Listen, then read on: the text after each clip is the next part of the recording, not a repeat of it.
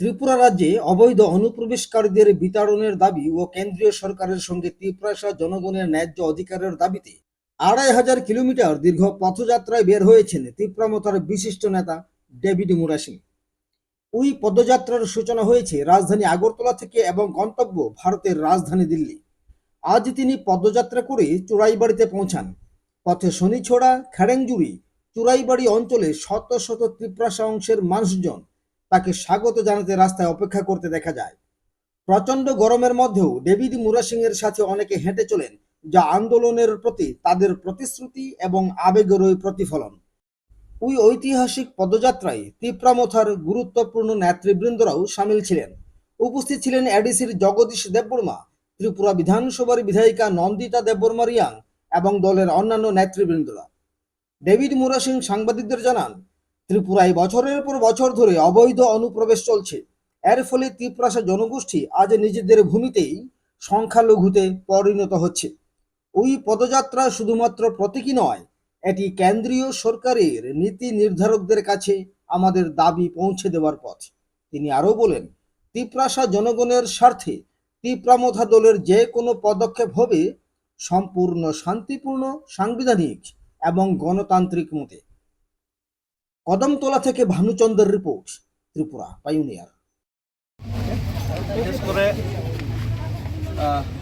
আমাদের দিলওয়ার হোসেন ভাই এবং আমাদের শাহাদাত হোসেন এবং ওনাদের টিম এবং এখানে মুরব্বী মানুষগুলো রয়েছে এবং আমাদের সেন্টু ভাই, ওনারা একদম আসাম বর্ডারের একদম প্রাকলগ্ন, তো চুড়াইবাড়ির গেটের একদম কাছাকাছিতে আপনারা যেভাবে আমাদেরকে সাহায্য সহযোগিতার হাত বাড়িয়েছেন, সেটা অনুভূতি আমি মুখে দিয়ে প্রকাশ করতে পারবো না এবং সেই ভালোবাসার মুখে দিয়ে প্রকাশ করতে পারবো না। আমি একটা জিনিসই বলতে চাই, ত্রিপুরা রাজ্য, মৈত্রী রাজ্য, ত্রিপুরা রাজ্য সেকুলারিজমের সবচেয়ে বড় যদি কোনো একটা উদাহরণ হয়ে থাকে, সেটা হলো মহারাজা মানিক্যের। সেটা আমি বিস্তারিত আলোচনা বলার প্রয়োজনে আপনারা সকলে জানেন। তো আজকে রাজ্যের ভূমিপুত্ররা এই রাজ্যেতে অবহেলিত এবং সাথে সাথে অন্যান্য যারা ছোট ছোট গোষ্ঠী রয়েছে তারাও কিন্তু অবহেলিত বা বঞ্চিত বিভিন্ন রাজনীতিকভাবে। কিন্তু আজকে আমি যে মেইন যে মুদ্রা, সেটা ত্রিপুরা একট তো বটেই, আর সেই ত্রিপুরা একটের ওয়াইদা কিন্তু কেন্দ্র সরকারই করেছিলেন। কিন্তু সেই ত্রিপুরা একটের ওয়াইদা 6 মাস পেরিয়ে গিয়ে 12 মাস পেরিয়ে 18 মাসে পূর্ণ হয়ে যায়। তাই ভারত সরকারকে সেই আওয়াজটা তাদের যদি শোনাই না দেয়, সেই ত্রিপুরা রাজ্যের আসু যদি ওনাদের দেখাই না দেয়, তাহলে সেটা দেখানোর এবং শোনানোর গণতান্ত্রিকভাবে মহাত্মা গান্ধীর পথ অনুসরণ করে ওনাদেরকে শোনানো আর দেখানো, রাজ্যের যে দুঃখ দুর্দশা এবং ওনাদের যে ওয়াইদা সেটা ইয়াদ করানো আমার একজন ত্রিপুরাবাসী হিসেবে এবং ভারতবাসী হিসেবে সেটা আমাদের কর্তব্য এবং আমার কর্তব্য বলে মনে করি। এই কারণে এই পদযাত্রা। এবং আরেকটা জিনিস হলো, ইলিগ্যাল মাইগ্রেশনের ইস্যু রাজ্যের বড় সমস্যা, উত্তর পূর্বাঞ্চলের বড় সমস্যা এবং সেটা ভারতবর্ষেরও বড় সমস্যা। ইলিগ্যাল মাইগ্রেট, এখানে যে ইলিগ্যাল সে ইলিগ্যাল, সেখানে মানে কোনো কিছু বলে ফেললেন। তারপর আপনার সাথে আমি আমার ব্যক্তিগত অভিব্যক্তি আমি প্রকাশ করব। অ্যাকচুয়ালি অবৈধ অনুপ্রবেশ সেটা কোনো দেশ বা কোনো রাষ্ট্র বা কোনো রাজ্যের পক্ষেই সেটা শুভ নয়।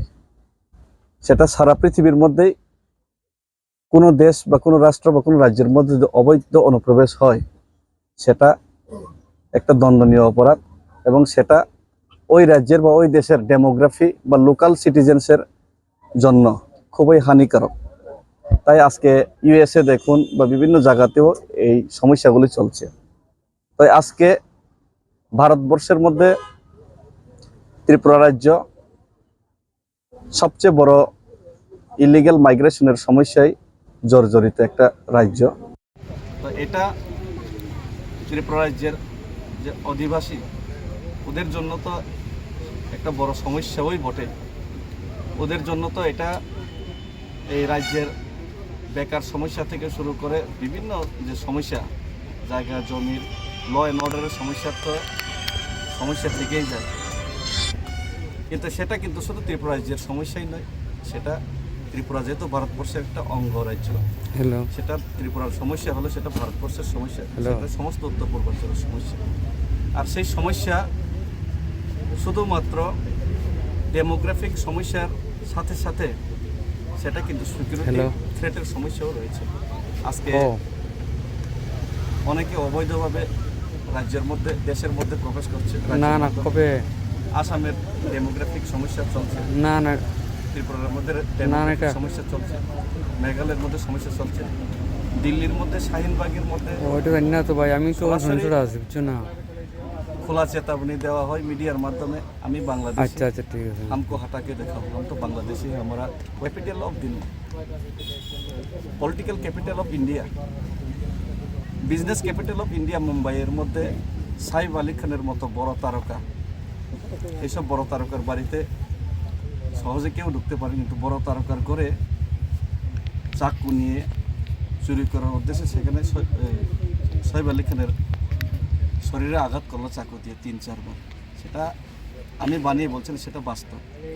আর সেও একজন অবৈধ অনুপ্রবেশকারী এবং বাংলাদেশি। সে তো চোর ছিল, ওরা তো বিভিন্ন ভিক্ষাবৃত্তি করে এসেছিল। কিন্তু এভাবে যদি খোলা সুদ দিতে থাকে, কালকে যদি কোনো আতঙ্কবাদী, উগ্রবাদী, এখন আপনারা জানেন বাংলাদেশের মৌলবাদী একটা সরকার চলছে, চাইনা পাকিস্তানের সাথে ওদের রিলেশনশিপ ভালো। আমরা যদি সাচ্চা ভারত মাতার সন্তান হয়ে থাকি, ভারতপ্রেমী হয়ে থাকি, আমরা ভারতীয় হয়ে থাকি, তাহলে এই রাজ্যের সমস্যা সেটা দেশের সমস্যা বলে সবাইকে গণ্য করতে হবে। আর সেটা যদি খোলা ছুট দেওয়া হয়, আগামীকাল চোর ভিখারির জায়গাতে কিন্তু একজন উগ্রবাদী, আতঙ্কবাদী যে ভারতবর্ষের মধ্যে যে কোনো বড় ঘটনা আঞ্জাম দেওয়ার জন্য বিভিন্ন বৈদেশিক শক্তির হাত নিয়ে যে যারা পেতেছে এনি টাইম যে কোনো বড় ঘটনা করার জন্য। ভারতবর্ষের মতো অনেক ঘটনা হয়েছে, তাজ হোটেল অ্যাটাক, মুম্বাই পার্লামেন্ট, সেগুলি তো এই রাজ্যের মারফতে, এই অবৈধ অনুপ্রবেশের যে সুযোগ সুবিধা, এর মারফতে অনেক কিছু হয়ে যেতে পারে। সুতরাং হিসেবে আমি এটার বিরুদ্ধে আমার যে আওয়াজ, সরকার যদি না শুনে, সরকার যদি ভুলে যায়, সেটাকে মনে করে দেওয়া এবং সেটাকে সিরিয়াসলি নেওয়ার জন্য ওনাদেরকে সতর্ক করে দেওয়া, সেটাই আমার আজকে 2500 কিলোমিটার যে পদযাত্রা মুখ্য উদ্দেশ্য। এবং আরেকটা উদ্দেশ্য হচ্ছে রাজ্যের ভূমিপুত্রদের জন্য সমস্যা সমাধানের, নিরসনের জন্য কেন্দ্র সরকার যে অ্যাকর্ড করেছিল মহারাজার সাথে, ত্রিপ্রাসা অ্যাকর্ড, সেই অ্যাকর্ড 6 মাসের মধ্যে বাস্তবায়ন করার কথা 18 মাস হয়ে গেল। 18 মাস পেরিয়ে পর্যন্ত তু শব্দ নেই। সেই কারণে সেটা মনে করিয়ে দেওয়াই, গণতান্ত্রিকভাবে সেটা মনে করিয়ে দেওয়াই হচ্ছে আমাদের মূল লক্ষ্যের উদ্দেশ্য। আমরা মহাত্মা গান্ধীকে মানি, ভারতের জাতীয় পতাকাকে সম্মান করি, ভারতের জাতীয় পতাকা নিয়ে চলি, নিজেকে ভারতীয় মনে করি এবং ভারতীয় হিসেবে আমার ভারতীয়তার কর্তব্য এবং আমার রাজ্যের ভূমিপুত্র হিসেবে ভূমিপুত্রের কর্তব্য দুটোই আমি পালন করতে যাচ্ছি। আচ্ছা, এই